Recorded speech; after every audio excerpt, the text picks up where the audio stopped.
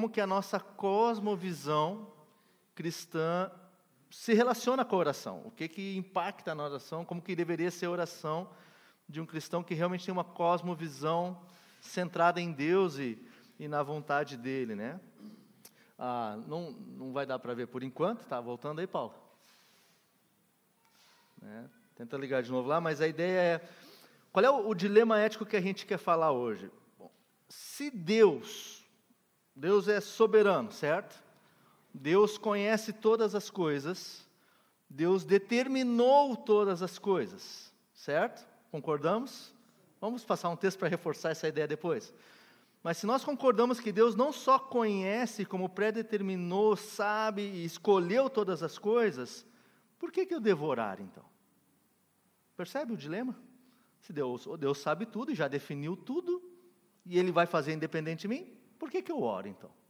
Eu devo orar para começar a conversa? Por quê? Para quê? Com qual propósito, né?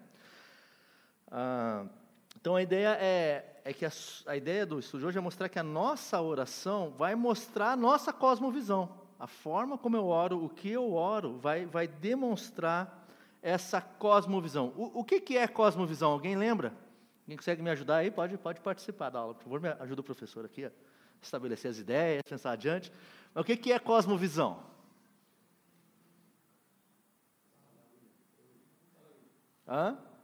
Chuta aí. Tá? Pode ser com palavras. Estela vai falar. Ih, rapaz. Isso, essa daí mesmo que eu quero. É a do pastor que está valendo. Junta as palavrinhas. O que é cosmo? Mundo, universo. É a sua visão do mundo. E a gente estudou lá atrás que não é só a tua visão teórica, é a sua visão também prática. Não basta você dizer que crê nas coisas se você não pratica elas. Então, a tua verdadeira cosmovisão é demonstrada, representada pela sua prática no dia a dia.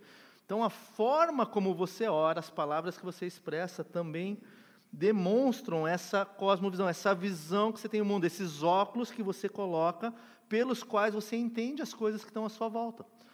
A definição do pastor é a seguinte: é um conjunto de pressuposições que orientam a maneira como o indivíduo interpreta a realidade e se relaciona com ela.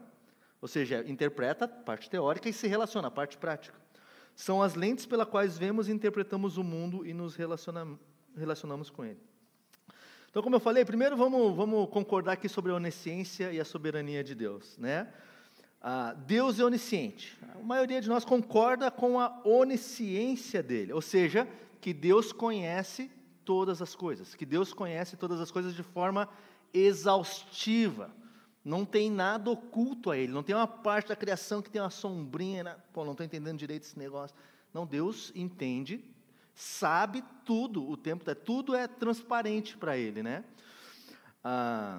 Mas não é o conhecimento dele não é exaustivo só pelo fato de que ele enxerga o futuro.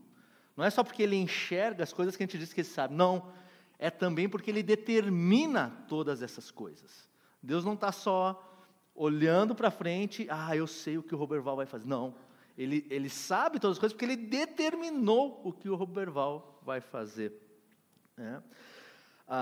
E o problema é que a oração da maioria dos cristãos tem alguns pressupostos que às vezes podem estar errados. Às vezes nós podemos orar achando que Deus não tem um plano. Entendeu? Não, Deus, o Senhor tem que fazer isso.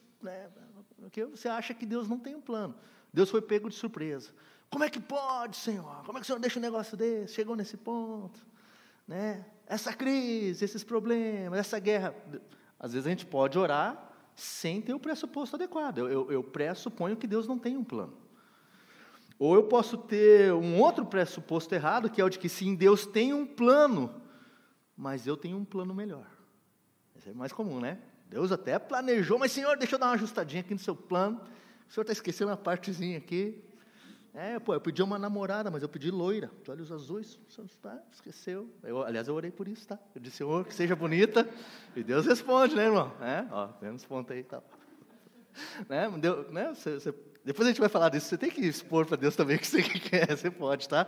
O fato dele determinar não impede você de expor o que você quer. Mas um segundo pressuposto errado é esse, de que Você até acredita que Deus tem um plano, mas você talvez não goste muito do plano dele, ou quer propor o teu plano. Senhor, estamos no ar? Pode, vamos lá. Não está passando, não? Pode passar o slide, não está indo? Então tá bom, vai sem slide mesmo. Então, primeiro pressuposto, Deus não tem um plano, ou Ele pode até ter um plano, mas nós temos um plano melhor. Poucas são as pessoas que realmente se relacionam com Deus a fim de entender que sim, Ele tem um plano, e de que na oração eu vou expor minha vontade de me alinhar, de ser submisso ao plano dele. Senhor, o Senhor tem um plano para mim, eu estou pedindo isso, mas o Senhor tem um plano para mim, e eu quero me alinhar à tua vontade. Essa é uma cosmovisão, uma forma de interpretar as coisas mais certas, porque se Deus é onisciente, se Deus não é só onisciente, se Ele também determina, a minha oração deveria expressar isso. Senhor, eu sei que o Senhor tem um plano, e eu estou aqui colocando meu coração para me alinhar a Ele, para obedecer a tua vontade e entender a tua vontade. A gente poderia falar ainda de outros pressupostos piores, aquele de que eu posso usar a oração para exigir alguma coisa de Deus, mas não vamos nem entrar nesse tema aqui, tá? Isso quem é você para se achegar ao seu rei e querer determinar você o que Deus tem para ti? Então, essa tira até da pauta hoje essa, tá? Mas a gente cai muito no outro, de achar que Deus não tem um plano, ou de que eu tenho um plano melhor, Essa é a diferença, então, que a gente pode dar para as duas cosmovisões. A gente pode chamar uma cosmovisão humanista, Quem é o centro numa cosmovisão humanista? O homem, Antropocêntrica, homem, cêntrico, central. Uma visão antropocêntrica, eu sou centrado em mim mesmo, Então a minha oração vai ser centrada em mim, eu sou o centro, é a minha vontade, eu que determino, eu que escolho, eu sou independente de Deus. Comparado com uma visão que seria o oposto de antropocêntrica, seria teocêntrica. Teo, Deus, cêntrica, centrada em Deus. O mundo deveria girar em volta de Deus, a minha vida deveria ser teocêntrica, logo a minha oração tem que ser teocêntrica. A visão humanista é a visão do gênio da lâmpada. Quem já foi ver o Aladim aí no cinema? Tem lá um gênio, você dá uma esfregadinha, 3 pedidos, e você escolhe, e o gênio está lá para quê? Para te servir. O gênio está lá paradinho, na lâmpada, na hora que você chama ele, a hora que você quer ele, você estipula o que você quer. Essa é a visão humanista da oração.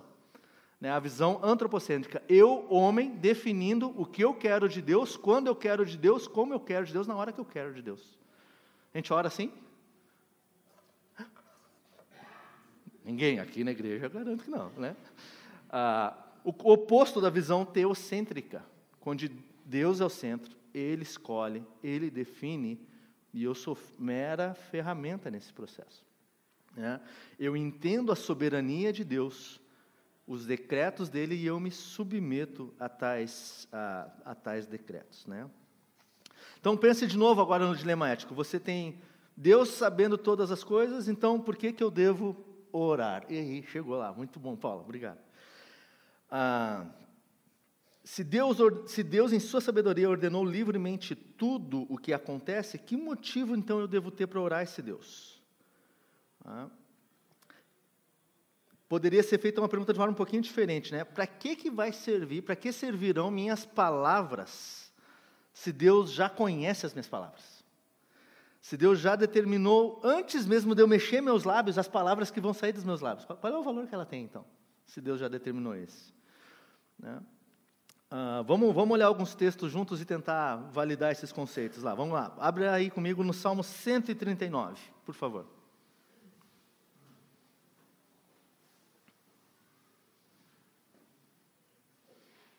(139), dos versículos 1 ao 6. Temos o microfone aí? Joia, alguém poderia ler para nós?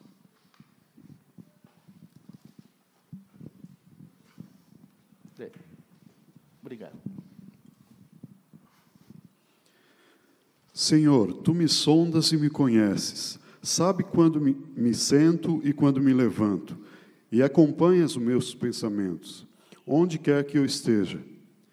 Discernes minha caminhada e a minha pousada, e estás a par de todos os meus intentos. Porquanto a palavra ainda não chegou à minha língua, e tu, ó Eterno, já a conheces completamente. Tu me envolves por trás e pela frente, e pões sobre mim a tua mão. Tal conhecimento é para mim demasiado maravilhoso, tão elevado que não posso compreender totalmente.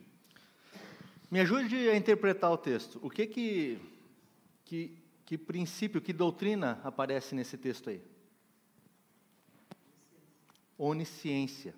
Oni, tudo, ciência. Sabedoria. Deus sabe tudo. Como é que você vê a onisciência de Deus nesse texto? O que Deus sabe? O que o texto está dizendo? Ajude aí. Deus sabe que hora você acordou hoje. Se foi às 7 da manhã, 6, ou se foi mais para as 9h30. Se tu ainda não acordou, né?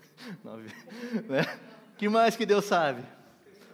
Os pensamentos. Deus sabe tudo o que você vai falar. Né? Que mais? Tem mais algo aí? Quando eu me assento, quando me levanto. Olha o nível de detalhe do salmista. Deus, quantas vezes você se assentou e levantou ontem, você sabe? Você parou para calcular? Deus sabe. E Deus não só sabe, Deus sabe quantas vezes você vai fazer isso no próximo ano. É incrível. Olha o conhecimento de Deus. Até o final, eu só dei um exemplo de um ano, mas é verdade, Ele sabe, se tu perguntar, Ele sabe. Se Ele vai usar isso de uma forma prática, eu não sei, mas Ele sabe, a Bíblia está dizendo. Quando você se assenta, quando você levanta. A ideia de sondar, esquadrinhar, é examinar em detalhes. Ele consegue, Ele sabe, né? Consegue ver, Ele põe um microscópio e consegue ver lá na célula, sabe todos os detalhes da nossa vida. Nem a palavra me chegou à língua e tu já sabes. Deus é onisciente. Legal, isso defende a parte da onisciência. Olha no mesmo 139 agora, o versículo 16. Pode ler, por favor, alguém?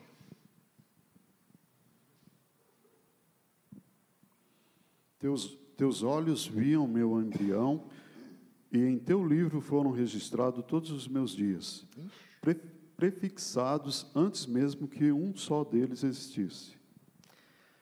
O que foi escrito e prefixado, como diz ali? O que o texto diz? Qual é o termo que ele usa? Você leu? Não sei se na sua versão tem, não sei com que palavras está. Na versão do Adair está. Quando você ainda era um embrião, antes de você nascer, eles foram prefixados. Que outros termos tem aí nas Bíblias de vocês? Determinados. Mais alguém? Substância informe é o sinônimo para embrião. Oi?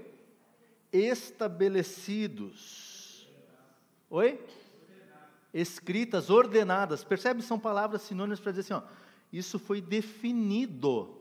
Não sei como é que você interpreta essa palavra, mas não tem margem para dizer que não foi determinado ou não foi pré-descrito. Está definido, a Bíblia está dizendo. A todos os dias, cada um deles escrito e determinado, né, diz Almeida, né? Todos os dias, cada um deles, os dias bons de um casamento, os dias maus, onde há morte, todos estão determinados. Ele não está dizendo assim, Deus determinou só a parte boa. A minha versão está dizendo todos. E todos no grego quer dizer todos. Fantástico essa, né? Mas é tudo. Deus determinou tudo que passa na nossa vida. Mas me diz uma coisa, você teve liberdade para escolher vir para a igreja hoje de manhã? Tem certeza? Tem. Deus não chegou lá, né? Acorda aí, levanta aí, está na hora, vamos lá, se tu não for. Ele determinou.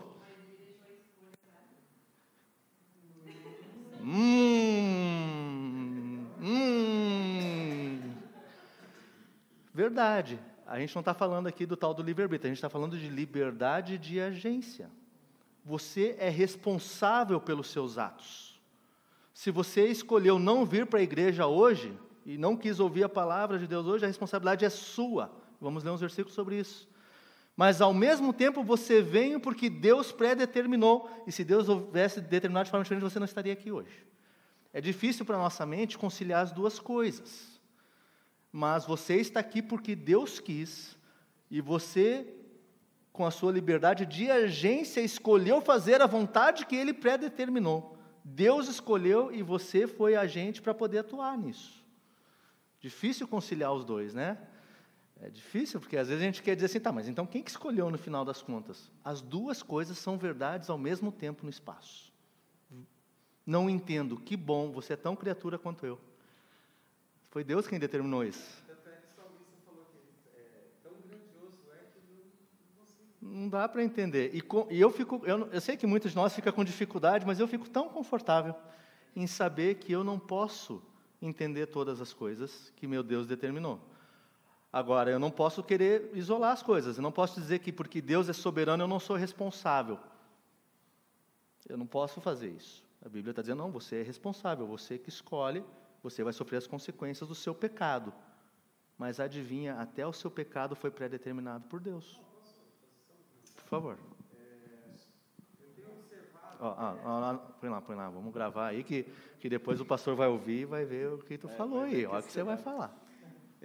Eu não sei quanto aos irmãos, mas tudo isso a gente tem observado de que a cosmovisão é tão influenciada a nossa vida, né, de que a gente tem que estar atento, sempre alinhando a nossa própria cosmovisão, não a do mundo, né, porque a gente é influenciado pela cosmovisão do mundo, na escola, no trabalho, lá na internet, no pensar do mundo, e isso vai influenciando ao ponto de falar assim, não, mas não é certo isso, né? Realmente, biblicamente, a gente tem que enquadrar a nossa cosmovisão em todo aspecto do que a Bíblia nos orienta, né?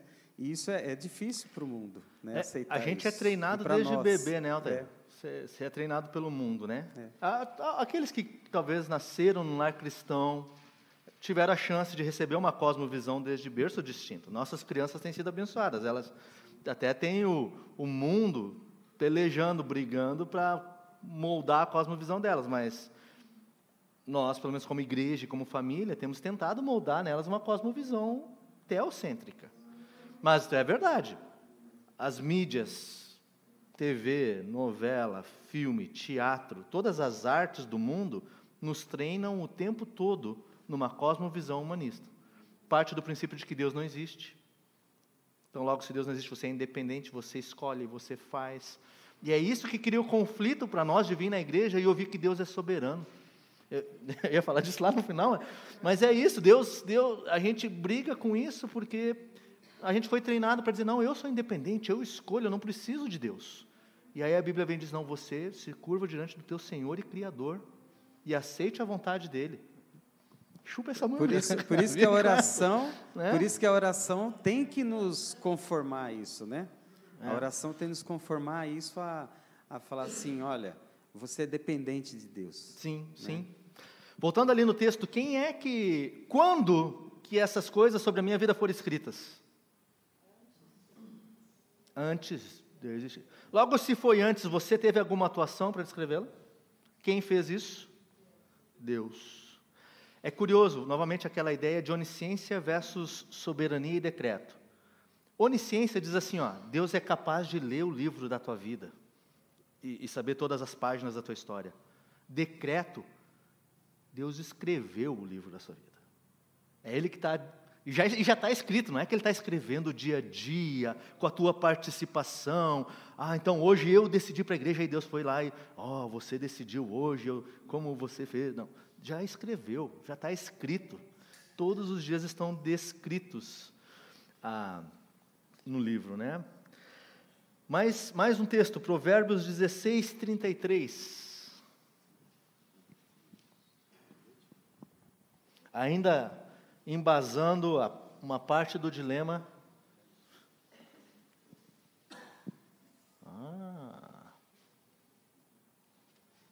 Agora foi. Dá uma olhadinha em Provérbios 16, 33. Quem pode ler?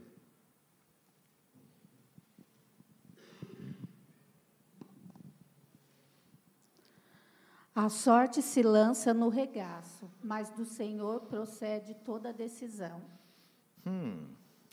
Isso aqui tem a ver com uma prática veterotestamentária de lançar sortes. Tá? o sumo sacerdote tinha lá 2 pedras, Tumim, Urim, Tumim, nem lembro o nome das pedras, né? E eles jogavam as pedras para entender a vontade de Deus. É como se fossem dados. Se der 6, Deus quer isso, se der menos de 6, Ele quer aquilo e tal. E o autor aqui está se referindo a isso. Ele está dizendo, você pode jogar os dados, você pode jogar essas pedras, mas quem decreta o resultado delas é o Senhor, né? A NVT diz, as pessoas podem lançar sortes, mas quem determina o resultado é o Senhor, é Ele quem decide. Os sacerdotes usavam aquilo para identificar a vontade de Deus, então Deus decretava as coisas, Deus determinava o resultado. Mais um verso, abra comigo em Jó 23.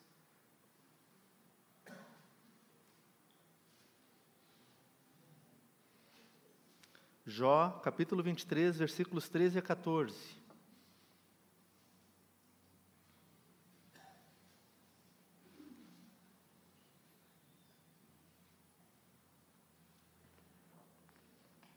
Quem pode ler, por favor? Deixa eu pegar. Obrigado, Tati.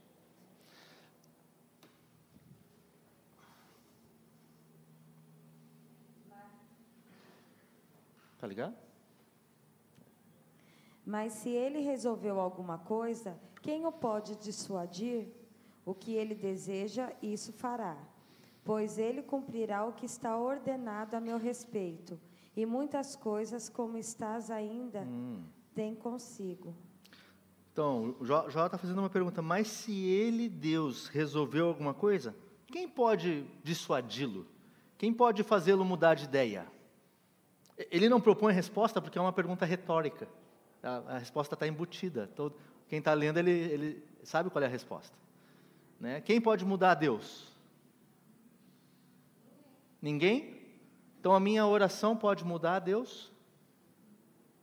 Pode ou não? Opa, ouvi um sim. Ih, rapaz, pode mudar a Deus? Mas a gente está dizendo que tudo está pré-ordenado. Mas se ele, Deus, resolveu alguma coisa, quem o pode só dizer o que Deus fala? Pois ele cumprirá o que está ordenado. Obrigado pela... Não tem como, a Bíblia está dizendo, está definido. Você não pode mudar a Deus, a sua oração não vai mudar a Deus. Ponto. Vamos chegar lá. Então, se a minha oração, vamos construindo a nossa teologia da oração aqui. Se a minha oração não pode mudar a Deus e os decretos de Deus, para que serve então a minha oração? E como que eu devo orar? E é certo eu pedir para que Ele atue ou não? Tudo é sim, é certo, você tem que orar, nós vamos chegar lá, vamos explorar juntos aqui. Mas a crise do dilema ético é essa, por isso que a gente está discutindo isso. Deus predeterminou, Deus definiu, Deus não muda, Deus não é homem para mudar. Deus não está sujeito a mudanças. Né? O que Deus deseja, tem vários outros textos, quer ver? Abre lá, Malaquias 3:6. Eu botei esse monte de texto aqui porque eu sei que isso aqui vai dar pano para manga, isso aqui. Malaquias, né? Já aprenderam, né? Que bom que os pastores estão pregando aí Malaquias. O último livro. Alguém pode ler lá Malaquias 3:6? Porque eu, o Senhor, não mudo. Por isso vós, ó filhos de Jacó, não sois consumidos. Deus está dizendo, eu, o Senhor, não mudo. Porque se eu mudasse, coitado de vocês, israelitas, eu já teria destruído vocês. Mas como eu prometi lá atrás para Abraão, que ia fazer de vocês uma nação e todas as outras, eu vou cumprir porque eu não mudo. Porque se eu mudasse, vocês estavam em sérios problemas. E de Ezequias, vamos chegar lá. Não, quer complicar a aula, vamos chegar lá. Ezequias está mapeado, ufa, esse eu estudei. Não vem outro texto difícil aí. Aí como é que ele mudou Jonas em Nínive? Ele disse que ia destruir Nínive. Aí Jonas foi lá, pregou e ele não destruiu Nínive. Manda lá, avisa lá que em 3 dias eu vou destruir a cidade. E aí Jonas foi lá, pregou e não destruiu. Vamos chegar lá. Né? Eu quero só que a gente concorde que a Bíblia está afirmando, por favor, não sou eu, tá? A Bíblia está dizendo que Deus não muda. Você está lendo os mesmos versos que eu, certo? A sua Bíblia não está diferente da minha, né? Olha lá Isaías 14, 24.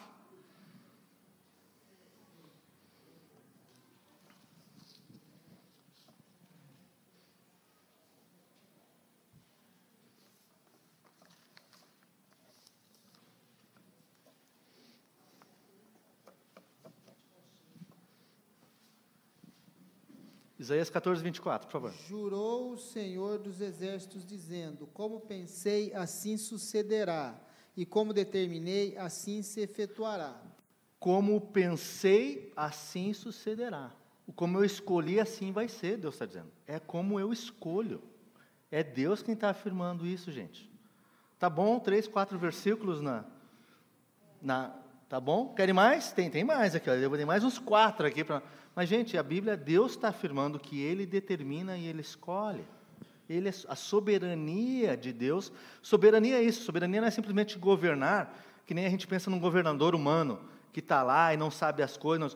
Soberania, do ponto de vista de Deus, é o decreto pleno de toda a história. Quando a gente diz que Deus é soberano, a gente está dizendo que Ele não só governa hoje, atuando, mas Ele definiu todo e Ele tem o controle da criação nas suas mãos. Isso é soberania. É muito mais do que o nosso conceito humano de governar e tal. É soberania no aspecto de controle total de tudo o que acontece. Certo? E aí, né, já anteciparam aí, né, bom, a gente acabou de ver no Salmo 109 que cada dia é determinado por Deus. Então, como que eu concilio isso com passagens bíblicas, como a do rei Ezequias? Abre lá, 2 Reis, capítulo 20. Como conciliar esses casos em que parece que Deus mudou de ideia? Nada como 2 anos de treinamento com o pastor Roni, a gente começa a aprender umas coisas, né? 2 Reis, capítulo 20, o rei Ezequias. Olha que interessante essa passagem, tá?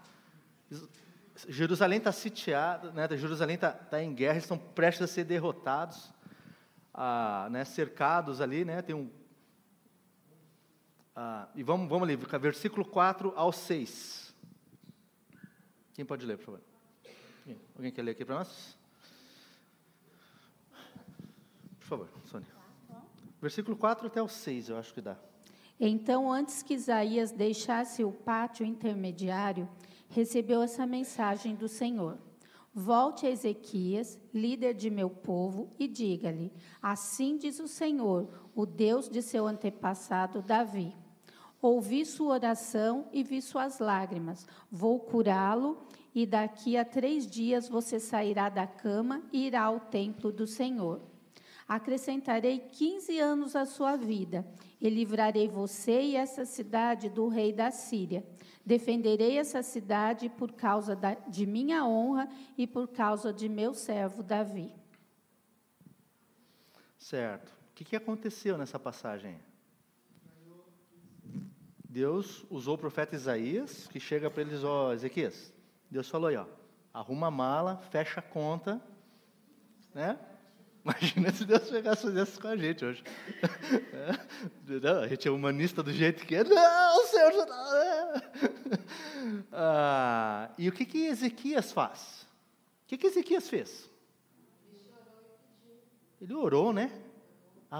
Tristemente. Ele orou e se virou para a parede, né? E foi orar para Deus. Foi falar para Deus: Senhor, eu tenho te servido, tenho te honrado, por favor. O que Deus fez? 15 anos. Deu 15 anos para ele. Pergunta é: Deus mudou de ideia? Mas não está escrito, né? Como é que eu concilio, então, esses versículos bíblicos todos que falam da determinação com essa passagem? Não, Deus conhece, é tranquilo. Essa é a saída fácil, né? Agora, a gente está dizendo que Deus, mais que conhecer, Deus determinou que aquilo seria dessa forma. Como que eu concilio, então, essa determinação de Deus com essa mudança de Deus? Como que você tentaria explicar isso? Ajuda aí, porque eu tive que estudar. Isso! Parece tão fácil pensando assim. Deus determinou a situação inicial, Deus determinou que ele iria orar, e Deus determinou que ele ia fazer isso. O tempo todo, Deus tinha determinado todas essas coisas. Claro que, quem sabia que tudo isso estava determinado dessa forma? Então, eu, humano, para mim, pareceu o quê? Da meu ponto de vista, do ponto de vista de Ezequias, do nosso pobre, limitado ponto de vista, Deus mudou. Deus foi favorável a mim. Deus me deu mais 15 anos de vida. Né? Deu mais uns 40 ainda, né? Vamos lá. Né? Mas do nosso ponto de vista, do ponto de vista de quem escreve, do autor, Segunda Reis, do ponto de vista dele, então, parece que houve a mudança. Mas em momento algum o texto está dizendo Deus mudou de ideia. Não está escrito lá que Deus mudou. Né? Agora, mesmo que tivesse, é do ponto de vista humano. Do nosso ponto de vista, por eu não saber a vontade dele, parece que Deus muda, mas em momento algum ele mudou. Ele decretou desde o início que esse seria a etapa. Agora, quem é que foi trabalhado nesse processo? Para que serviu essas coisas todas? Resultou em quê? Quebrantou o coração. Ezequias teve que fazer o quê? Se humilhar diante de Deus, reconhecer que Ele é soberano, pedir para Ele, se relacionar com Ele, buscar Ele. Você já fez aquela oração que você não tem saída e você se joga diante dEle e depende 100% dEle? A oração é para fazer com que nós nos relacionemos com Ele em independência e cresçamos disso. A oração é para a nossa edificação e aperfeiçoamento.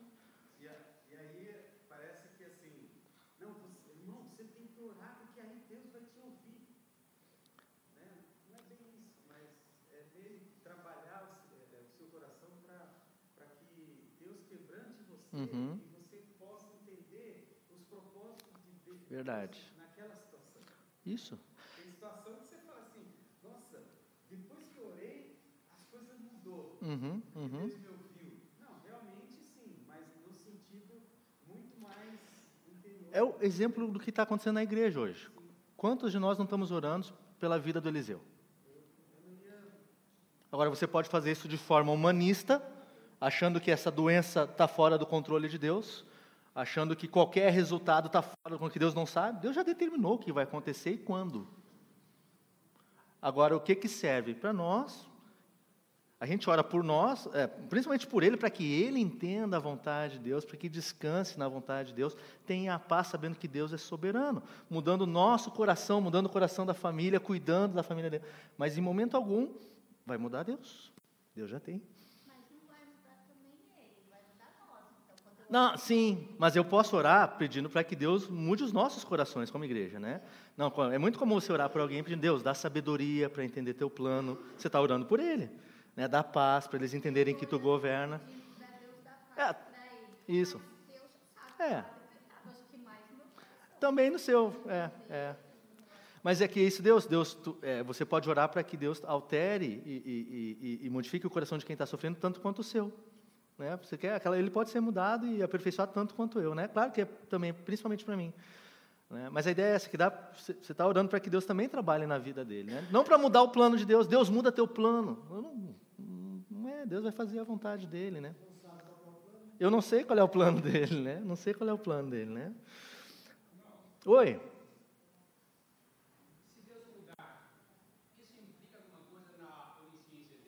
Não, se Deus mudar, a gente tem um problema muito sério. Qual é o problema de Deus mudar?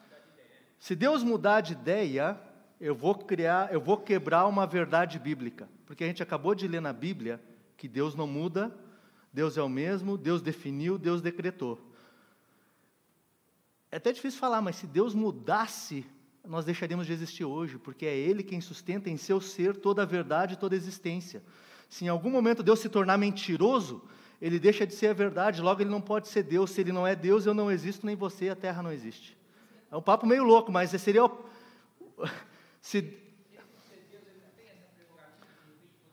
Ele tem a prerrogativa de mudar? Não, porque Ele se autodeterminou isso. É Ele que está determinando na palavra dEle. Entendeu? A gente acabou de ler, né? Não sou homem para mudar de ideia, não me sujeito, eu decretei, Ele se impõe. Por que Deus não mente? É a mesma pergunta. Deus pode mentir? O que a Bíblia diz? A Bíblia diz que Deus não pode mentir. Mas de quem é a Bíblia? É de Deus. Foi Ele quem escreveu. Então, Ele mesmo se autoimpôs limites.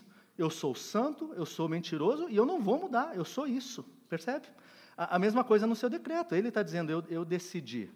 Né? Ele poderia, a gente tende a pensar que se ele é todo poderoso, ele poderia, mas na verdade ele se autoimpôs limitações. Com respeito à santidade, ele não vai pecar. E se Deus pudesse pecar, se Deus pecasse, se Deus pecasse, ele não seria Deus. Logo, se ele não é Deus, não existe Deus. Aí nós estamos coitados de nós, né? Porque somos os piores, né? Vivendo essa vida por um Deus que pode mentir e um Deus que pode mudar de ideia. Cai por terra toda a nossa teologia, se Deus mudar. Porque ele está dizendo na Bíblia que ele não muda, percebe? Seria uma incoerência, uma mentira, né? E como é que o Deus que se diz verdade mentiria? Não poderia mudar, deixar algumas coisas pequenas para a gente? Por exemplo, decidir o que eu vou comer hoje. Algumas coisas pequenas, e aí eu orar.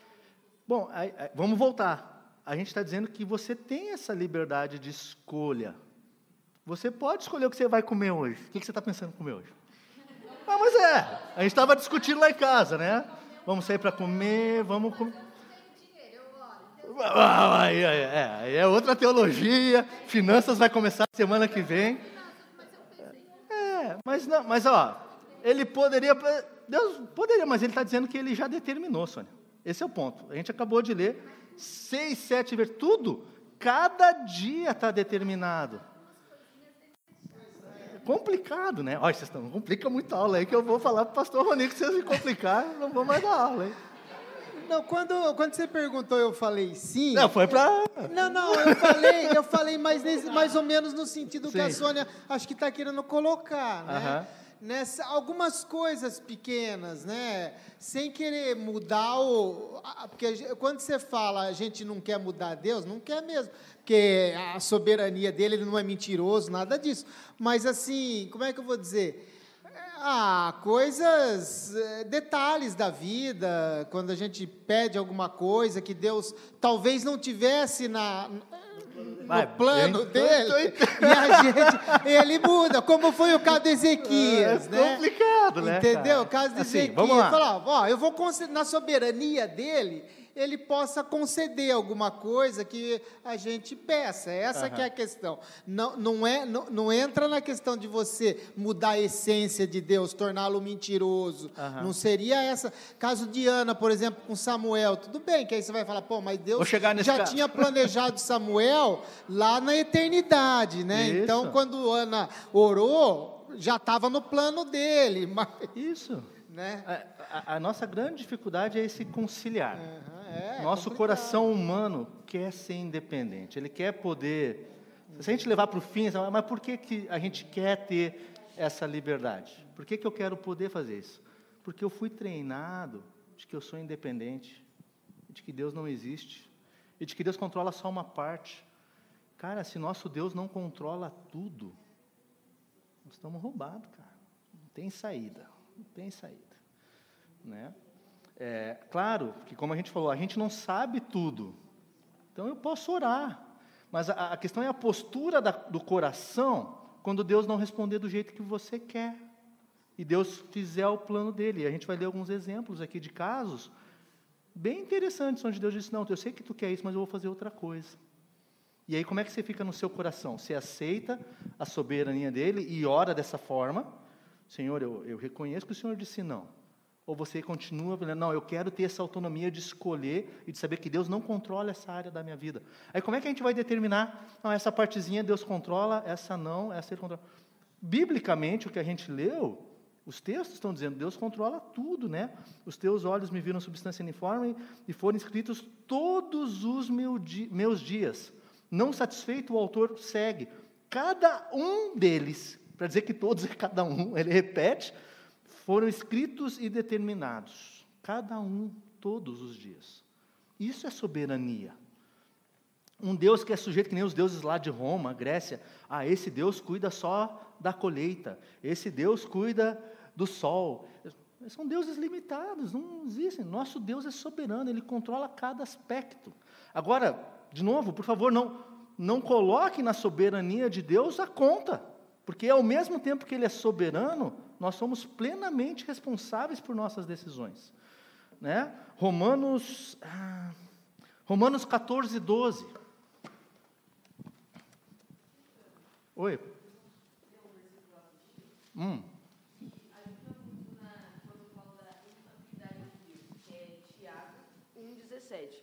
Que fala assim: toda boa dádiva e todo dom perfeito são lá alto, descendo do Pai de luzes, em quem não pode existir variação ou sombra de mudança. Muito bom, Paulo. Obrigado por trazer esse texto. Esse eu não tinha nenhuma piada. Mas não há variação no nosso Deus. Não há sombra de mudança, Tiago. Não há? Deus não muda. Deus não vai mudar.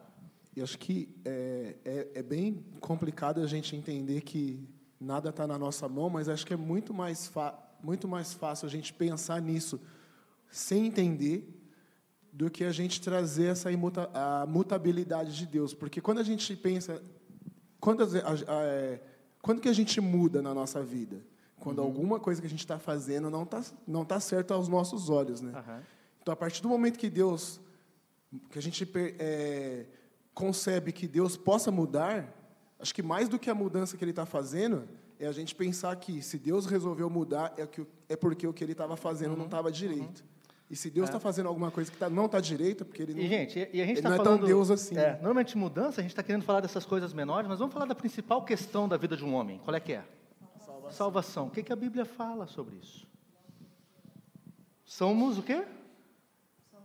O que você falou? Nós não perderemos a salvação de maneira Isso. Não, mas eu me referindo à soberania de Deus. Nós somos predestinados, né? Raça eleita. São escolhidos. Tem mais 10 textos, se a gente quiser entrar nesse mérito, mas se Ele é Senhor do ponto mais primordial de nossa vida, por que não de cada um dos pequenos? E viver, eu creio assim também, a questão de viver para a glória dele, né? Desde o momento... Vai lá, anota aí, pastor Rony, ouve aí, Rony. Eu creio que em todo aspecto a gente tem que estar muito mais preocupado com o que eu estou fazendo, se é para a glória dele, não é? Quando eu me preocupo em relação a estar dando glória a Deus, seja comer uma pizza para a glória de Deus, no aspecto daquilo que você decide, né? Você pode decidir pensando em agradar ao Senhor, né? Seja até teve um domingo que o pastor Rony fez um comentário a respeito de um irmão que queria mudar de emprego, e aquele emprego ele iria ganhar muito dinheiro, mas aí ele foi observando de que não seria para a glória de Deus, não é? Então aí ele recuou aí. Então as nossas decisões têm que estar centradas nessa decisão de agradar ao Senhor, né? E fazer o que é certo. A gente leu Romanos 14, 12? Abre aí, por favor. Obrigado. Só para mostrar que a responsabilidade humana não deixa de existir por causa da soberania de Deus. O que diz lá? Pode ler, bem alto. De maneira que cada um de nós dará conta de si mesmo a Deus. Ih, rapaz. Não sei se está muito diferente na sua versão, mas cada um de nós dará conta, haverá uma prestação de conta das suas escolhas. Deus não está dizendo assim, uma vez que eu sou soberano e eu escolho tudo, você está livre das suas responsabilidades.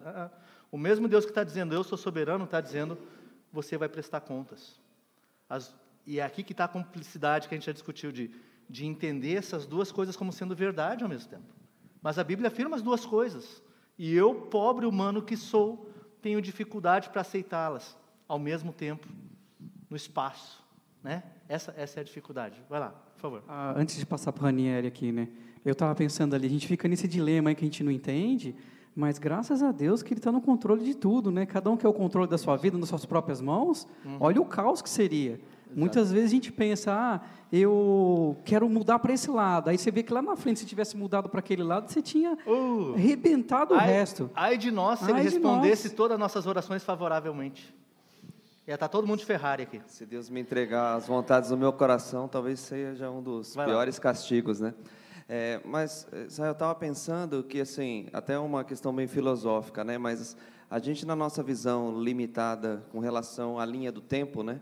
A gente tem a questão do presente, o passado, o futuro, a gente não conhece. Agora, considerando Deus que enxerga, eu acho que essa linha toda na frente, talvez de uma forma, né, maravilhosamente complexa, rica, inteligente, enfim, que não tem como a gente nem compreender, essa questão da mudança seria facilmente, sei lá, interpretada talvez numa situação do tipo, ele planejou isso dessa forma mesmo, ele teve um plano de falar aquilo e depois fazer outra coisa, porque ele sabia o que ia acontecer, o que aquilo ia gerar, enfim, né? Eu acho que... A gente já falou um pouquinho mais no início, ele dizendo que ele não é só a questão do saber. A soberania, sim, é o saber, a gente leu o Salmo 139, e também mostramos que no mesmo Salmo mostra que não é só que ele sabe, que ele determina essas coisas. E é exatamente o que você falou. A gente deu o exemplo de Ezequias, de Nínive, que seria destruída, onde Deus predeterminou todas as coisas. Deus predeterminou que Ezequias ia morrer, mas também determinou que ele ia orar e que ele teria... Oi?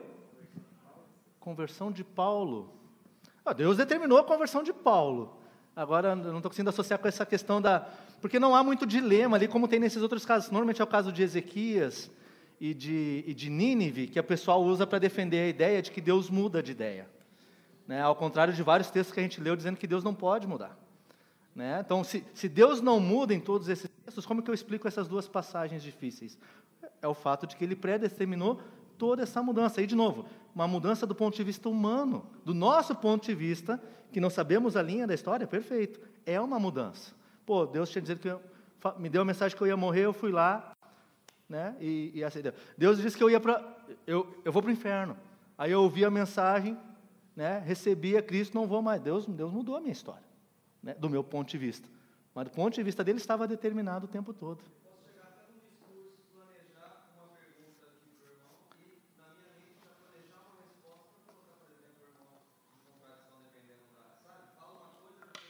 Aí estamos entrando mais no ramo filosófico, mas é isso aí mesmo. Tu poderia, se tu sabe tudo e tu sabe que eu vou responder, tu até... Isso aí, mas aí já nós vamos viajando um pouco mais aqui, vamos voltar. Não existe conflito entre a soberania de Deus e a responsabilidade humana. Essa é outra questão que a gente está tentando deixar claro aqui. Vai.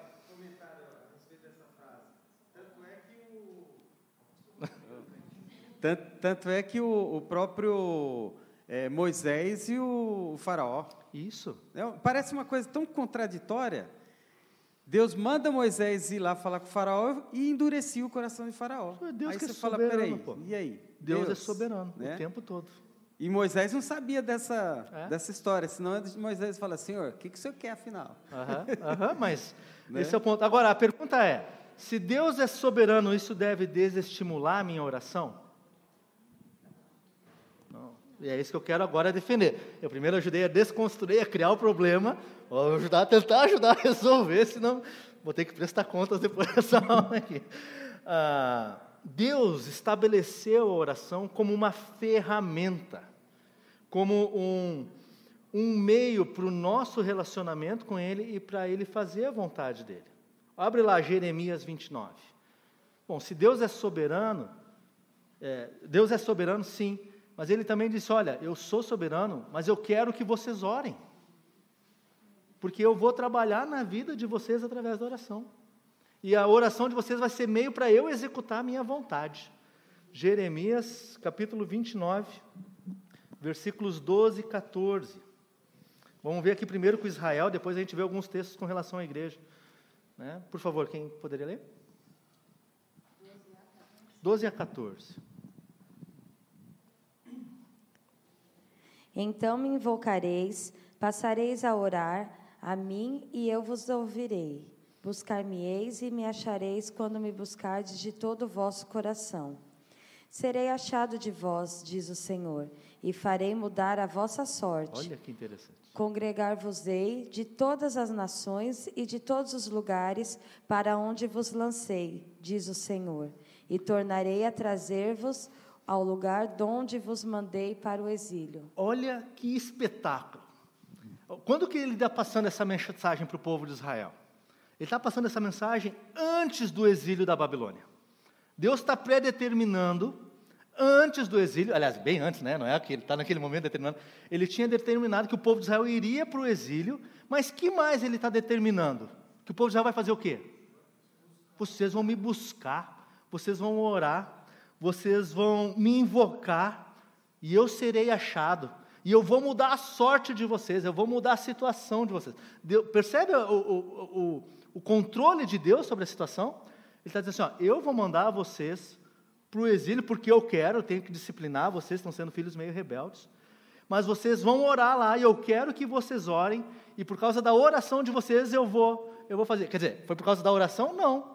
Eu vou fazer isso, mas a oração de vocês vai ser meio para mim salvar vocês do exílio. Olha que loucura. Ele está conciliando as duas coisas. A soberania de Deus. Se buscar de todo o coração. Mas, de fato, o que aconteceu na história? E o que aconteceu de fato depois? Foi isso. Eles foram e lá se arrependeram e tal, e Deus trouxe um remanescente.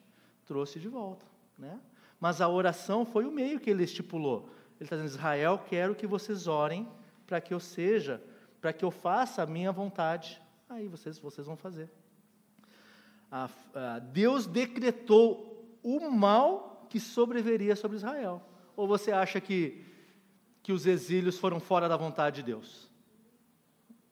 Foi Deus quem decretou.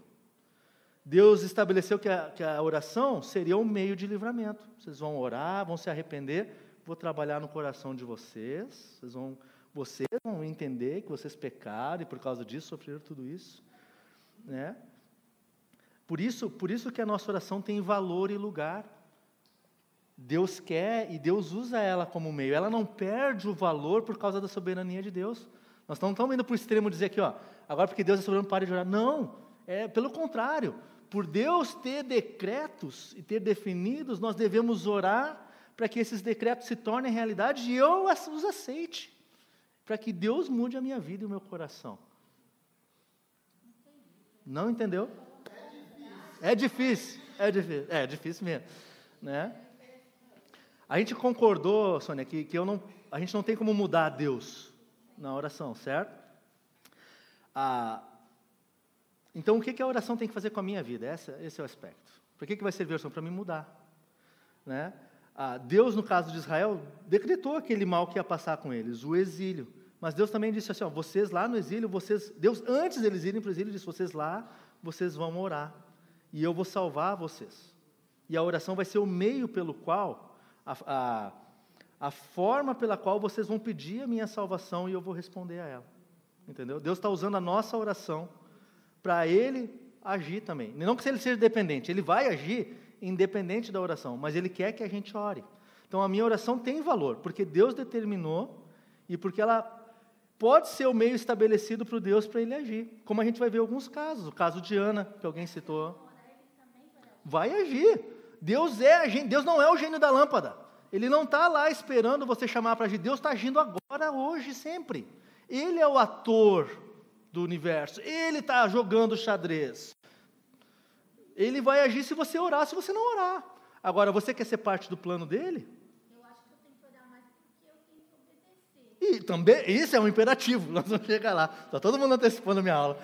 Mas é isso aí, é um imperativo. Vamos ler lá, quer ver? Ora lá, Tessalonicenses, 1 Tessalonicenses 5,17. O que diz? É um versículo bem curtinho, todo mundo conhece. Orai sem cessar. Paulo está dizendo, a gente leu um exemplo para Israel, onde Deus falou para Israel, orem. Agora, Paulo diz para a igreja de Tessalônica, orem sem cessar. É um imperativo. Esse é um motivo pelo qual nós devemos orar. Ele mandou orar. Ele mandou orar porque ele sabe que isso é para o nosso bem.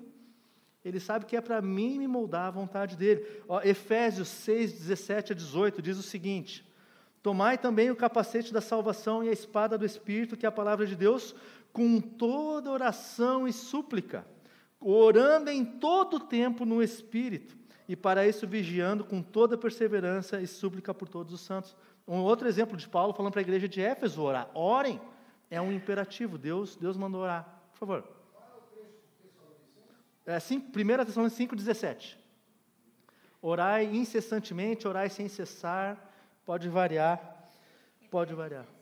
Efésios capítulo 6, versículos 17 e 18. A oração é um imperativo de Deus, é uma ordem para nós. Foi para o povo de Israel e é para nós. Ele diz, eu quero que vocês orem, através da oração eu vou trabalhar no coração de vocês.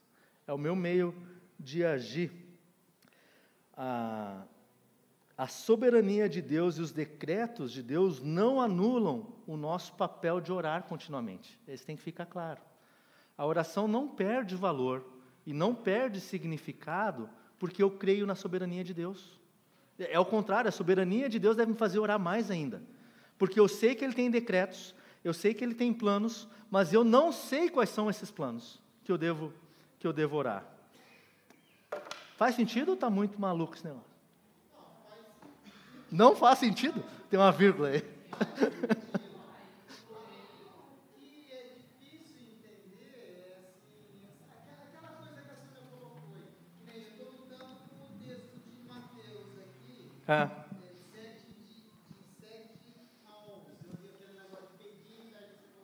Aham, isso. Tem que olhar o contexto. Dá a impressão que se você fizer alguns pedidos, sim. Ele pode te conceder dentro da soberania dele. Vamos passar uns exemplos, mas agora é 10h15. Vamos dar para um intervalo que eu vou dar uma respirada. Eu sei que tem as perguntas aí, estou sabendo, mas vamos só mais uma pergunta. Como eu vou explicar?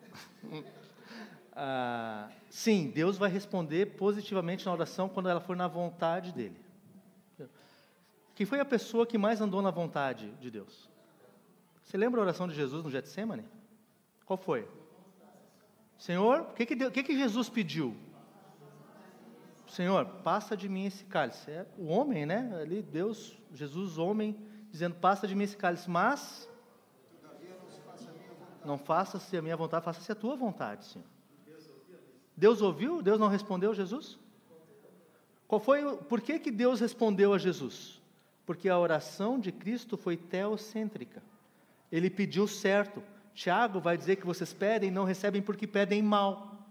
Porque pedem de acordo com a tua vontade, com o que tu quer. Você não está pedindo segundo a vontade de Deus. Agora começa a orar para Deus, dizendo, Senhor, eu quero pregar o teu evangelho amanhã. Ora na vontade dEle. Senhor, eu quero dizer a verdade amanhã. Vê se Deus não vai te dar oportunidades para ser obediente. O problema é que Ele não vai responder nossas orações quando elas são centradas em nós. Senhor, eu não quero sofrer. Senhor, eu não quero isso. Senhor, eu gostaria daquilo. Agora, ora a vontade de Deus, que é o contexto de Mateus 7. Orar dentro da vontade dEle. Ali Mateus está dentro do, como é que é, 7, 6, 7, 8, o Sermão do Monte. Cristo está falando da vontade de Deus, Ele está dizendo assim, se vocês pedirem dentro da vontade de Deus, você vai ser atendido, meu irmão. Pode orar na vontade. Ora na vontade de Deus. Pede a oportunidade de pregar, pede para amar tua esposa, entendeu? Pede para ser um bom pai, vê se Deus não vai te dar sabedoria nessas coisas. Ele vai atender o pedido que é dentro da vontade dEle. Né? Mais uma pergunta? Duas? As mãos estão levantando lá atrás, não vai ter café hoje. Por favor. Não? Teve um caso na minha família de uma pessoa que ficou doente e a família toda orava para que Deus curasse e nada acontecia, e era cirurgia em cima de cirurgia e nada acontecia, tanto é que a pessoa até ficava na cama com os pés envergados, porque chegou assim, sabe, a gente sabe o que a gente quer. Aí chegou um pastor e falou para a família, o que vocês estão orando? Pela cura, a gente quer que a pessoa vive. Ele falou, não, ora, seja feita a tua vontade. E no dia seguinte, essa pessoa faleceu. Então, eu acredito que é Deus que sabe de todas as coisas. Existem várias coisas que a gente passa nessa vida e é só Deus mesmo que tem essa resposta certa. Nesse caso aí, é bem o caso que a gente está falando. Eu quero aplicar uma visão humanista ou uma visão teocêntrica, teológica à oração. Eu estou orando para Deus mudar a decisão dele, se a pessoa vai morrer ou não. Deus já decidiu. A questão é, eu estou disposto a aceitar a vontade dele. Agora perceba que Deus também poderia ter curado a pessoa, independente das orações. Se vocês orarem ou não orarem e eu quiser curar, eu vou curar. E ponto, Deus vai curar. Agora, o que acontece é que Deus quer usar a oração normalmente para trabalhar na nossa vida. Vocês estão dispostos a aceitar que a vontade de Deus é que tal pessoa morra? Se essa for a vontade de Deus, onde está seu coração? Agora, o que eu estou querendo dizer também é que você deve orar pela cura. Você pode pedir, Deus quer que você se derrame diante dele. Fala do seu coração aí. Você quer ser curado? Ore. Nós estamos orando assim como igreja pelo irmão Eliseu. Deus estende a vida dele. Né? Mas Deus vai fazer a vontade dele. Percebe? Agora, a gente tem fé de que ele pode mudar isso. A gente crê, mas a gente se submete à soberania dele. Se Deus disser não, eu aceito, Senhor, porque o Senhor é soberano. Faz sentido? Vamos tomar um café lá, depois a gente volta. Jesus não está orando para mudar a vontade do Pai. Jesus está orando ali, mas a oração existe para moldar o nosso coração a dele. Olha o relacionamento do filho com o Pai. Olha o que Jesus disse. Se possível, todavia, não seja... Se possível, passa de mim o cálice. Jesus põe na condicional. Ele disse, Deus, faz a tua vontade. Se for possível, se o Senhor permitir, passa de mim esse cálice. Mas se o Senhor não quer, todavia, não seja como eu quero, e sim como tu queres. Olha a disposição do coração de Cristo em relação ao Pai. Né? Ele está orando pelo quê? Pela morte dele.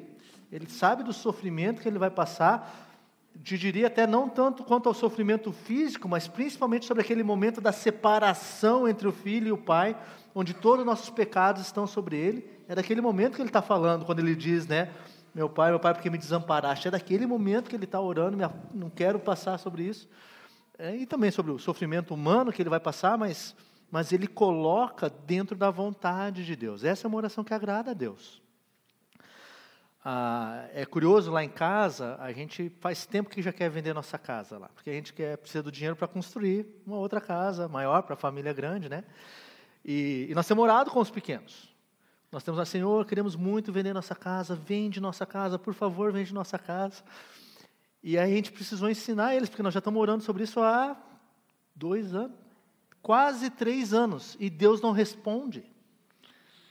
Né? Eu disse, cara, não, gente, a gente tem que orar assim. Aí a gente ensinou eles, olha, Senhor, por favor, vende nossa casa. Mas se o Senhor não quiser que ela seja vendida, nós somos gratos pela casa que nós temos. Percebe? E aí eles começaram a orar assim, e ninguém fica muxoxô, que Deus não está dando a casa nova, Deus não deixa construir, por que isso, Deus não é bom. Não, Deus é bom e Deus é soberano, moleque. E Ele está cuidando de nós, e Ele vai fazer a vontade dEle, e nós vamos ficar gratos com a vontade dEle. Essa é a teologia certa da oração, que sim, você pede, você derrama seu coração, né? Aliás, essa é outra coisa que a gente aprende nesse texto aqui de Mateus, que a certeza de que Deus já decretou todas as coisas não deve afastar o nosso desejo legítimo de apresentar a Deus nossa vontade. É legítimo, Deus quer ouvir a sua vontade, Deus quer se relacionar contigo. Ouve, fala para Ele o que você quer, o que você precisa, o que você está desesperado por. Deus quer ouvir, isso é o que Jesus faz. Senhor, passa de mim esse cálice. Pai, passa. Jesus derrama o coração dele para Deus. A nossa oração tem que ser assim também. Fala o que você precisa. Fala o que você gostaria. Fala o que você quer. Mas reconheça a soberania de Deus em tudo isso. Né? Quando Ele não te atender, principalmente. Ainda a gente pode ver aqui nessa oração que quando estamos em angústia profunda, nós podemos orar. Porque a gente sabe que Deus vai ouvir. Deus vai ouvir nossa oração. E Ele vai nos dar graça para suportar se Ele não quiser mudar aquilo. Deus vai... Eu não posso dizer que Deus vai sempre ouvir, porque tem algumas situações bíblicas em que Deus realmente não vai ouvir a oração. Nós não vamos entrar nesse mérito hoje. Uma situação de pecado contra Deus, de pecado de rebeldia contra Deus, de quem quer deliberadamente viver longe da vontade dEle, a Bíblia vai dizer que Ele nem ouve a oração. Não é que Ele ouve e diz não. Não, Deus não ouve. Tá, mas... Isso aí. Vocês estão tão em pecado, vocês não querem saber de mim, eu não ouço mais. Não é que Deus está ouvindo, e eu vou te dizer ou não. Porque a gente sabe que, né, nós sempre aprendemos que Deus pode responder sim, não ou espera. Isso é verdade quando Ele ouve a oração. Tem casos bíblicos em que Ele não ouve, mas a gente não vai complicar hoje a aula mais ainda. Fiquem comigo aqui, vamos continuar aqui. Do porquê que a gente deve orar sabedores da sabedoria de Deus. Então, mesmo quando você está em angústia, tristeza profunda, ore sabendo que Deus ouve. Né? Se você está fazendo a vontade dele, está andando, mas das respostas de Deus pode ser te dar graça. Olha o caso de Paulo, por exemplo. Abra comigo em 2 Coríntios, no capítulo 12, a oração de Paulo.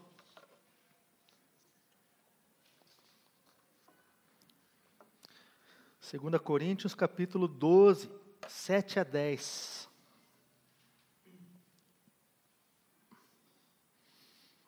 Quem está com o microfone? Obrigado. Pode ler, por favor, se nos ajuda aí. Para que eu não ficasse orgulhoso com as grandezas das revelações, foi-me posto um espinho na carne, mensageiro de Satanás, para me esbofetear, a fim de que eu não me exalte. Só um pouquinho, Elias. Aqui é Paulo que está orando, tá? O apóstolo Paulo está escrevendo para Coríntios dizendo, olha, Deus colocou um espinho na minha carne. A gente não sabe ao certo o que é o espinho, se é uma situação, se é uma doença, pode até ser uma pessoa, alguns interpretam, né, que alguém que estivesse ali constantemente contra Paulo, é alguma coisa que chega ao ponto de Paulo chamar isso aqui assim, é um espinho que está aqui machucando, incomodando, e Paulo está explicando, falando sobre isso para a igreja de Corinto. Pode continuar, por favor. 3 vezes pedi ao Senhor que afastasse de mim. E então ele me disse, a minha graça é o que te basta para você, porque o poder se aperfeiçoa na fraqueza. De boa vontade, pois mais me gloriarei nas fraquezas, para que sobre mim repouse o poder de Cristo. Joia, mas tá bom. Olha só, qual foi a oração de Paulo? O que Paulo orou? Tira esse espinho, Senhor. Está doendo, está incomodando. Quantas vezes? No texto de 3. Né? Isso quer dizer que se você orar 3 vezes, pode parar. Não é nada. Nesse caso, Paulo orou 3 vezes. Ele não está determinando isso como teologia. Mas qual foi a resposta de Deus para Paulo? Não, Paulo. A minha graça te basta. Difícil, né? Eu sou soberano. Eu controlo. Se eu quero o espinho, ele vai ficar aí. Porque você vai se aperfeiçoar na fraqueza, que você vai ser forte, porque você vai depender de mim, o teu Deus soberano. Me ajudem aí, como que você vê a resposta de Deus à oração de Cristo no Getsêmani, que a gente leu antes? Deus respondeu positivamente ou negativamente à oração de Cristo? Foi um sim ou foi não?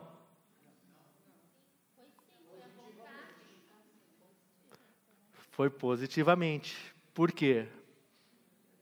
Foi feita a vontade dele.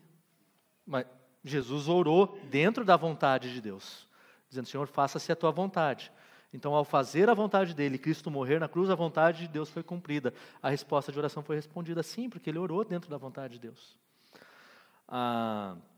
Você diria que Deus respondeu já fiz essa pergunta. E como você vê a reação de Paulo à resposta de Deus? É uma reação teocêntrica ou antropocêntrica? A reação de Paulo sobre o espinho. De que? Teocêntrica. Né? De boa vontade, diz Paulo, me gloriarei nas fraquezas, para que sobre mim repouse o poder de Cristo. Eu vou aceitar a graça de Deus Isso, né, de boa vontade, sinto prazer em descansar nele, né? No 10, pelo que sinto prazer nas fraquezas, nas injúrias, nas necessidades. Paulo sente prazer no sofrimento. Olha que coisa que o nosso século não aceita, que cristão não pode sofrer. Quem disse isso? Olha o exemplo do nosso Senhor, o exemplo dos apóstolos. E eles estão dizendo assim, Senhor, se o Senhor quer que a gente sofra, nós vamos sofrer porque é a tua vontade. Vamos sofrer obedecendo a ti e fazendo o que o Senhor quer. E tu vai ser glorificado.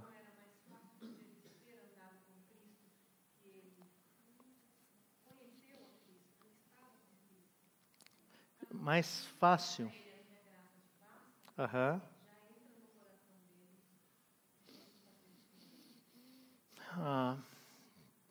Se era mais fácil, que perguntinha difícil. Eu não sei se era mais fácil, porque hoje você não tem nenhum imperador romano botando a faca no teu pescoço. por um lado, eles viram Jesus ao vivo, mas a nossa fé é tão grande quanto a deles. Bem-aventurados os que não me viram e creram, diz a palavra. Então, é claro que o fato de ter andado com Jesus, eles foram escolhidos apóstolos, tem outra pegada. Eles eram apóstolos, mas eles eram tão homens contra nós. E desculpa, eu quero ver quantos de nós ia ter coragem de levantar para pegar o evangelho se o prefeito de Indaiatuba, o governador de São Paulo, estivesse perseguindo para botar na cadeia. Não sei. Eu não sei se é mais fácil para os cristãos que vivem em países perseguidos hoje. Não sei se é mais fácil, é difícil essa pergunta. A gente tende a achar que porque ele viu é mais fácil, mas quantos homens viram a Jesus e não creram nele? Então, o ver, eu não sei se torna mais fácil. Pode tornar até pior a condenação, porque você viu o Senhor Jesus fazendo um milagre e não creu nele. Então, complicado, difícil, né? Eu acho que Paulo era mais maduro e mais forte, porque ele queria obedecer, mas era difícil, né? É complicado. Ó, Pedro pisava na bola toda hora. Mesmo depois de apóstolo, anos depois, ele teve aquele rolo lá de ainda querer almoçar com os judeus e se afastar de cara. Pedrão, cara, apóstolozão, que nem a gente, cara. Então, eu não sei se é mais fácil. Eu acho que a gente, né, a cada um é dado o seu desafio, né, a sua proporção, né? Mas difícil dizer isso, difícil dizer. Então, o resumo aqui é que os decretos divinos não conflitam com o nosso exercício da oração, né? Eles conflitam sim com aquilo que a gente falou antes, com o nosso desejo de ser independente, né? Essa oração que reconhece a soberania de Deus, ela conflita com essa educação e treinamento que a gente recebe de que eu posso agir independente de Deus, de que eu não preciso de Deus, de que sou eu que faço o meu caminho, e todas essas coisas que aqui na igreja nós já temos ensinado há muito tempo, né? Essa questão da soberania, talvez não nos assuste tanto mais isso, né? Nós temos uma dificuldade, né, por nascer numa democracia, de entender o que é um rei, de entender o que é se curvar diante de um senhor e aceitar a soberania dele, né? Isso torna mais difícil da gente entender o que é Deus como soberano e senhor da sua vida, e realmente você dobra o joelho diante dele e aceita a vontade dele. Seja boa, seja ruim, ele é senhor, ele manda, acabou. A gente tem dificuldade tremenda com isso. A gente acha que pode eleger, né? A gente foi treinado que você pode escolher teu representante, se tu não gostar, tu vai lá e troca. Cara, quem viveu numa monarquia talvez entenda um pouquinho melhor o que é um rei e o que é um verdadeiro soberano, né? Um outro motivo que a gente deve orar é que a oração dos crentes faz parte dos propósitos de Deus, do plano pré-determinado de Deus para operar a transformação da realidade. Não é ela que muda, mas ela está dentro do plano. Então, se Deus disse orar sem cessar, ora, porque Deus vai usar a oração dentro do plano dele, né? E vai até mudar, talvez, do teu ponto de vista, mas nunca mudou do ponto de vista de Deus. Então, alguns exemplos, né? A 1 Samuel, vamos lá, Ana, né? Ana. Conhecemos a história de Ana? Ana, por que você está chorando? Por que você está tão triste? Eu não sou melhor para você do que 10 filhos. Esse cara era bom, né? O marido de Ana lá, se achava suficiente para ela, tal, mas olha só, a Ana não podia ter filhos, né? Ela era estéril. E aí abre comigo em 1 Samuel, vamos ler alguns versículos aqui, não vamos ler tudo, a gente não tem muito tempo, mas vamos ler o versículo 10, o 12 e o 20, só esses. Quem poderia ler para nós? 1 Samuel, capítulo 1, versículos 10, 12 e 20.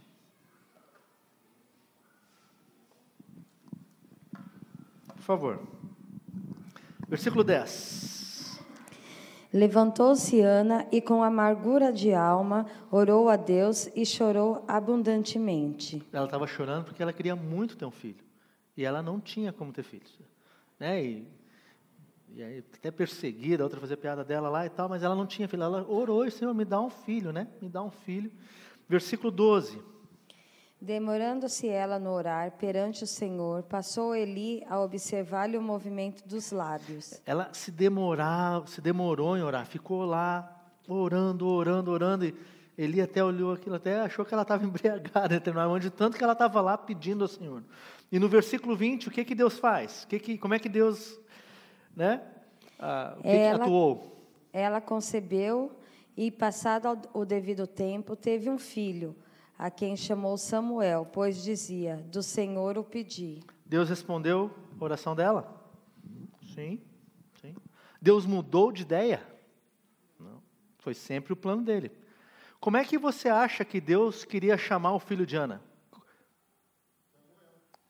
Tu acha que ele predeterminou quando isso? O que quer dizer Samuel? Eu do Senhor o pedi. Teria como ele ter sido chamado Samuel se ela não tivesse orado? Então Deus teve que usar a oração dela para cumprir o decreto eterno dele e poder chamar ele de Samuel. Se ela não tivesse orado, ele não seria chamado Samuel. Olha, espetacular. Né? O próprio nome de Samuel não faria sentido sem a oração de Ana, se ela não tivesse pedido e orado por isso. Tudo é dentro do decreto dele. Josué, capítulo 10. Esse é mais interessante ainda. O pastor Rony mandou uns textos aí espetacular. Olha, não vão me perguntar de por que o sol parou, como é que ficou essas coisas, mas vamos ler esse texto. Olha lá, parou porque Deus quis. Josué, capítulo 10, versículos 12 a 14.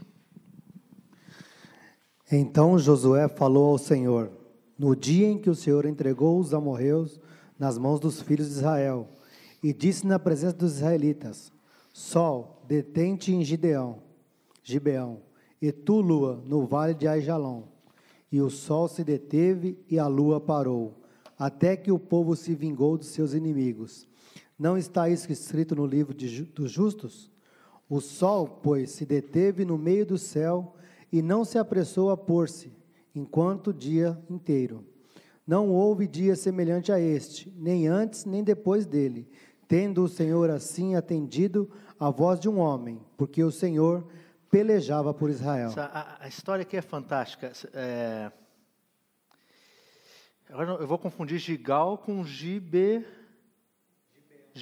O que acontece? O exército estava em Gilgal. E vários reis se juntaram para atacar a cidade de Gibeão. E eles mandaram mensageiros para Josué dizendo: Josué, manda o exército, porque os caras vão nos atacar aqui na cidade. Estão vindo 5 exércitos. Então Josué teve que preparar o exército no meio da noite. E eles oraram. E no versículo 8 anterior, Deus diz assim: ó, pode ir, Josué, vai para a guerra, que eu vou entregar e nenhum deles vai escapar. Então eles saem no meio da noite com o exército de Gilgal, a caminho e quando eles chegam lá, eles surpreendem o exército, e eles estão no meio da batalha e eles estão vencendo. E estão matando todo mundo. Só que o que acontece pelas tantas? A batalha dura o dia inteiro. E aí o que acontece? Eles estão começando a olhar o sol vai se pôr, né? O dia não vai dar tempo, e eles não vão derrotar todos. Se eles não derrotar, eles vão fugir, vão continuar sendo inimigos, vão poder se fortalecer e voltar. E então ele ora: Senhor, faz com que o sol pare, faz com que o sol fique aqui, porque a gente precisa de luz para derrotar completamente os inimigos. E o que Deus faz? Deus sustém o sol pela oração dele, Deus mantém o sol parado. Né? Aqui falou quanto tempo? O sol, pois, se deteve no meio do céu e não se apressou a pôr-se quase um dia inteiro. Então você tem 8 horas de sol, imagina quase um dia inteiro, né? Um dia de sol de 24 horas, talvez, ou mais 16 horas, onde Deus responde essa oração dele. Por quê? Essa oração foi dentro da vontade de Deus? Sim, Deus tinha dito, uns versículos antes: olha, vocês vão destruir todos, nenhum deles. E quando Josué ora assim, obedecendo à vontade de Deus, Deus mantém o sol parado para que eles destruam plenamente os inimigos. E é verdade, não sobra nenhum dos inimigos, porque não tinha para onde fugir, não dava, o sol estava lá, não tinha onde se esconder. Esse é um outro exemplo, então, de Deus usando a oração dele dentro dos propósitos dele. Mas Josué teve que orar, foi a parte dele, ora, pede, e Deus atuou através da oração. Né? Qual foi o papel dessa oração para Josué e para o povo de Israel? Mudou eles? Fez alguma coisa por eles? Sim. Dependência. Deus, Senhor, faz. Quem foi glorificado? Cara, você lê essa história de Deus, parou o sol, cara, para os caras ganharem a batalha. Né? A oração é muito parecido com a fé. Não é a minha fé que me salva. Já aprendemos isso aqui, né? É a graça de Deus quem me salva e a fé é o meio. A oração é a mesma coisa. A oração não muda Deus. A oração é o meio pelo qual Deus pode operar. né? É como evangelismo, né? É a mesma coisa. Você não evangeliza porque você vai converter alguém. Mas o evangelismo é o meio em que Deus decidiu usar homens e mulheres para espalhar a mensagem dele e ele converter a pessoa através da palavra. Mas nós somos só o meio. É ele quem faz. A oração está na mesma. Faz sentido. Estamos juntos? Estamos juntos? Sei que está frio, né? O negócio fica mais complicado quando está frio, mas essa é a ideia. Então, nós lemos ali 2 Crônicas e tal, né? Então, como é que a gente explica esses casos onde Deus atuou? É exatamente isso. Deus define a situação inicial, a esterilidade de Ana, a situação de guerra, a situação do pecado de uma pessoa. Deus usa a oração, usou a oração de Ana, usou a oração de Josué, usou a sua oração quando você orou pedindo perdão dos seus pecados. E Deus determinou o resultado final. O bebê de Ana, a vitória na guerra e a sua salvação. Não há incoerência entre as coisas, elas se complementam. A oração edifica, aperfeiçoa quem ora e glorifica a Deus. É por isso que nós devemos orar. Por favor. Odair lá. Vocês estão longe hoje, sentados. Eu só queria comentar, uma vez a gente teve um estudo falando qual o propósito da vida, né, da nossa vida. E é interessante que o propósito de vivermos, de existirmos, é para a glória de Deus, para glorificar o nome dEle, né? Se a gente não entende isso, aí sempre vamos ter um grande problema, né? Igual se a gente fez uma cadeira, tem um propósito para essa cadeira. Se usa de outra forma, não tem, aí complica. E é muito interessante que a gente vê assim nessas passagens, né? Como Deus se revelando, a grandiosidade dele, a beleza dele, a santidade, né? A magnitude dele, maravilhosa. Então, esse é o propósito de tudo que acontece e, às vezes, nós não conseguimos ver, né? Odeio, muito bom, Odeio. Não sei se você vai fazer alguma pergunta, mas é exatamente isso que é a sequência, de que, ao entender a soberania de Deus, isso enriquece a nossa oração.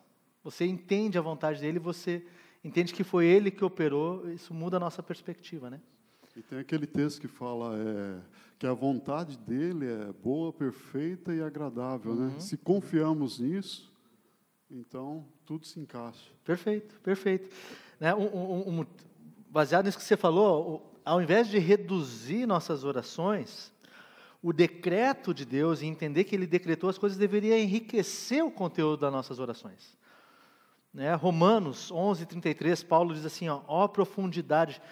Ele acabou de falar de predestinação, ensinar sobre predestinação, e ele termina dizendo assim, ó profundidade da riqueza, tanto da sabedoria como do conhecimento de Deus, quão insondáveis são os seus juízos, e quão inescrutáveis os seus caminhos. Quão maravilhoso é saber que é Tu que controla, Senhor, que os caminhos são Teus, e eu posso ver agora e ver como o Senhor fez tudo, sabe? Alguém que não crê na soberania de Deus, plena, não pode orar agradecido pelas coisas do passado. Você não pode orar agradecendo que Deus te salvou, porque você não crê que foi Ele que te salvou. Você crê que você foi o agente, então por que você vai orar agradecendo? Você não pode orar pela criação, porque se foi Deus quem determinou a criação, você ora e agradece. Senhor, obrigado porque o Senhor criou esse dia maravilhoso. Agora, se não foi Ele quem determinou e criou, é difícil orar por isso. Você pode orar agradecendo por sua família, se não foi Ele quem a fez e moldou do jeito que ela é? Ou Deus é soberano e Ele fez tudo isso, e você é grato, Senhor, obrigado pelas coisas que eu tenho, porque foi Ele quem te deu e Ele que fez assim. Porque se você não crê que foi Ele quem deu e Ele que fez assim, essa oração não faz sentido. A nossa gratidão é afetada se você não crê na soberania de Deus. Percebe? Se você não aceitar que é Deus quem decreta cada aspecto, não há por que agradecer a Ele. Se foi fruto do acaso ou das minhas escolhas. Fui eu que escolhi ser como eu sou e fazer como eu quero. Então, obrigado a mim mesmo. É incoerente a nossa oração com a nossa teologia, se você, né? Romanos 11:33. Romanos 11. Um outro exemplo de oração bíblica, agradecendo a Deus pela soberania dele, está em Apocalipse 4:11. Lá os 24 anciãos que representam a igreja, eles oram assim: Tu és digno, Senhor e Deus nosso, de receber a glória. Estão louvando a Deus. A honra e o poder. Por quê? Porque todas as coisas tu criaste, sim, por causa da tua vontade, tudo que existe foi criado. Eles estão reconhecendo a vontade de Deus em toda a criação, em toda a história, e louvando a Ele por isso. Você não tem como fazer essa oração junto com os anciãos lá, se você não crê na soberania e no controle de Deus da história. Não tem como. Então, percebe que a soberania de Deus, ao invés de reduzir nossas orações, isso tem que aumentar nossas orações. Aumentar a nossa gratidão. Entender que é Ele quem controla e é Ele quem faz tudo. Enriquece a nossa oração. Você torna ela mais profunda. Mais profunda. Tranquilos? Estão comigo? Por favor. Claro.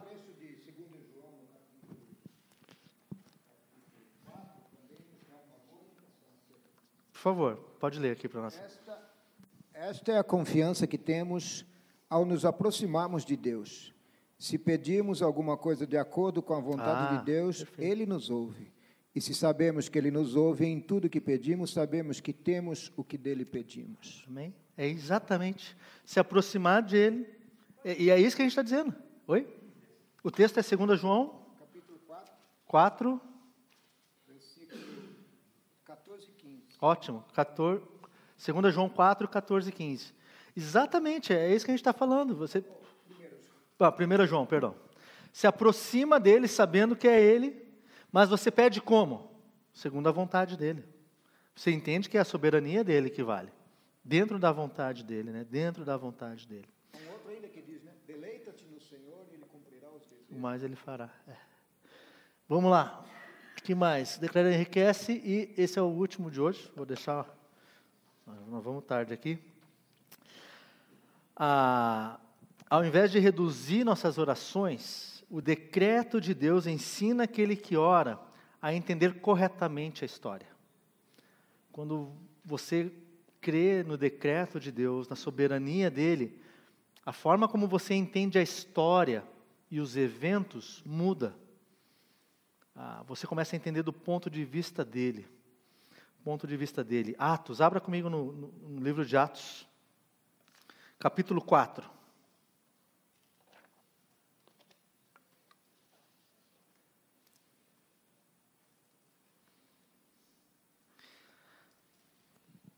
Capítulo 4, versículo 24.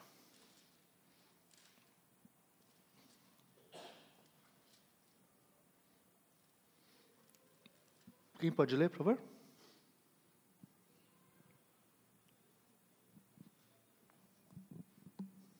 Atos 4, 24.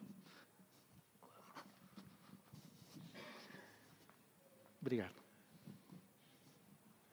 Pode ir até o 31.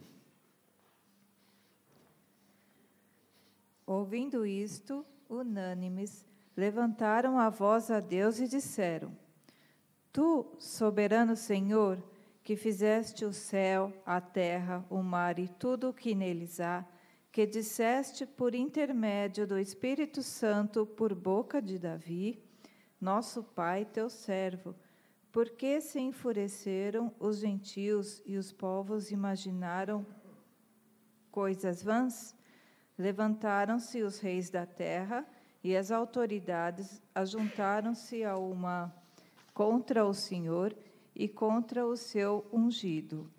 Porque verdadeiramente se ajuntaram nesta cidade contra o teu santo servo Jesus, ao qual ungiste Herodes e Pôncio Pilatos, com gentios e gente de Israel, para fazerem tudo o que a tua mão e o teu propósito predeterminaram. Pausa aí. Olha esse último versículo. Isso é uma oração, tá? Eles estão ali, falando com Deus, os apóstolos, mas tu, soberano Senhor, que fizeste o céu. E aí eles chegam lá no versículo 27, porque verdadeiramente se ajuntaram nessa cidade, aqui em Jerusalém, contra o teu servo, contra Jesus, ao qual ungiste quem? Herodes, Pôncio Pilatos, os gentios e os judeus, todos se juntaram contra Cristo. Parece ser humanista no início da reunião, todos esses homens aqui controlando a situação se juntar, mas não é isso não. Olha o versículo 28, para fazerem o quê? Tudo o que a tua mão e o teu propósito predeterminaram. Todo o mal feito ao Senhor Jesus, o julgamento, a crucificação, foi predeterminado por quem? E olha como isso transforma o conhecimento dos apóstolos da história. Eles estão olhando para trás, aqueles atos que eles viram e presenciaram, da morte do Senhor Jesus, daquela semana, de todas as maldades que foram feitas contra Ele, e reconhecendo que aquilo tudo foi obra de quem? Controlado por quem? Definido por quem? Predeterminado por Deus. Não foi que Deus deixou, Deus predeterminou, está escrito no livro de Atos. Essa oração dos crentes demonstra que eles criam na sabedoria de Deus, na soberania de Deus? Sim, demonstra. Demonstra que eles criam que Deus determinava todas as coisas. Novamente, uma oração teocêntrica. Então, reconhecendo a ação de Deus na história. O teor dessa oração deles o teor da oração da igreja primitiva era teologicamente consistente e profundo.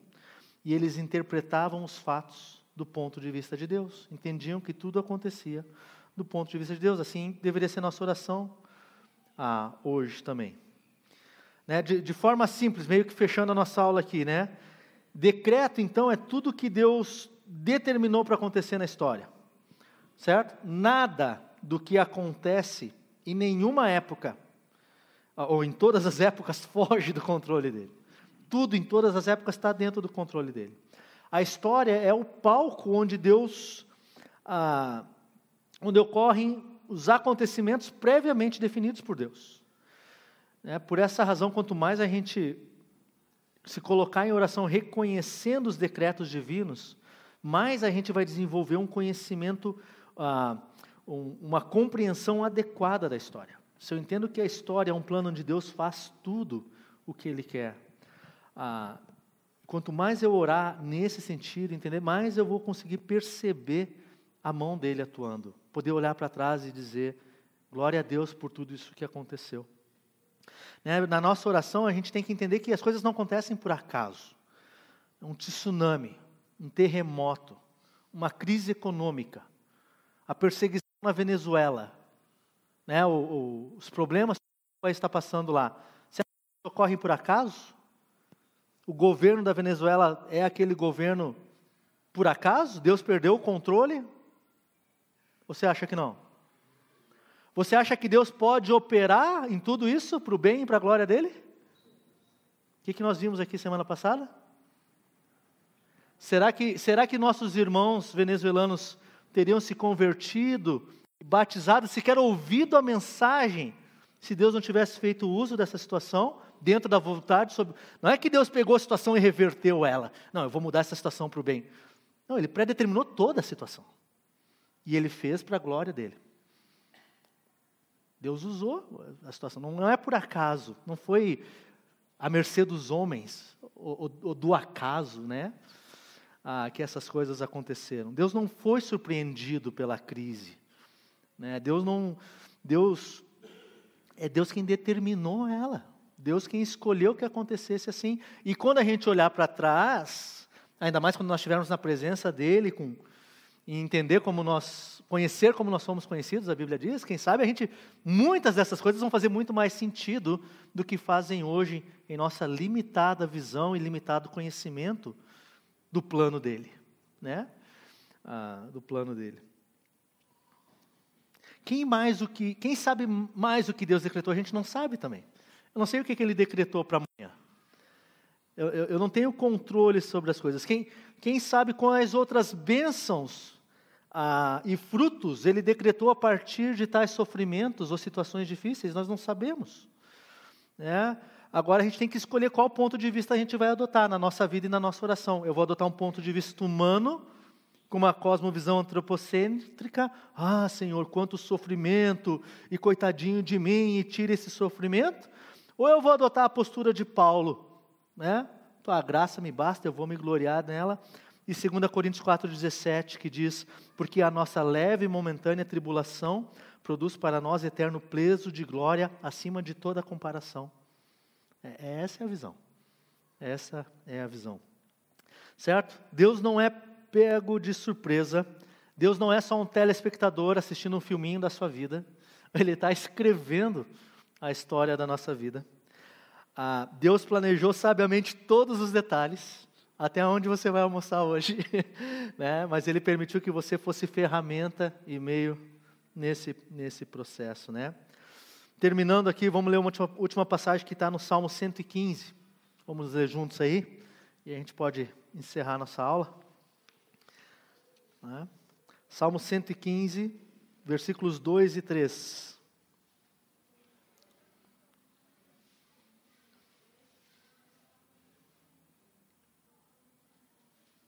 Alguém poderia ler para nós, por favor? Aqui, ó, a Daniela. Vamos lá. Salmo 115, versículos 2 e 3. Por que diriam as nações: onde está o Deus deles? No céu está o nosso Deus, e tudo faz como lhe agrada. Isso. São as nações que não conhecem a Deus e não reconhecem a sabedoria dele, que dizem: onde está o Deus de vocês? Nós sabemos onde está o nosso Deus. Ele é Senhor, está no céu e faz tudo conforme lhe agrada. Joia? Ih, resolveu travar no último slide de novo. Né? Então, gente, a oração é um elemento central, vital para a vida cristã. Não deixe de orar por causa da sabedoria de Deus. Ao contrário, ore por causa da soberania e do decreto dele. Certo? Reconheça a soberania de Deus na sua vida, na história, nos fatos, e ore dentro da vontade dele, né? Uma cosmovisão cristã que se apoia na soberania de Deus compreende a existência dos decretos como incentivo a uma vida de oração. Ok? Vamos orar?